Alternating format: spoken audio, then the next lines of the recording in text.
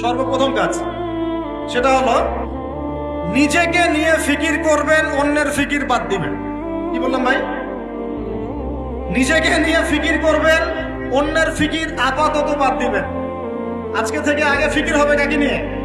নিজেকে নিয়ে। আমি দলিল দিচ্ছি, এমনি কথা বলছি না। আল্লাহ পাক বলছে সূরা মাইদা আয়াত নাম্বার 105, সূরা মাইদা আয়াত নাম্বার 105, আল্লাহ পাক বলেন ইয়া আইয়ুহাল্লাযীনা আমানু, হে মুমিনগণ, আলাইকুম আনফুসাকুম লা ইয়াদুররু মান দাল্লা ইন ইহতাদাইতুম ইলাল্লাহি মারজিউকুম জামিআন ফায়ুনাব্বিউকুম বিমা কুনতুম তা'মালুন।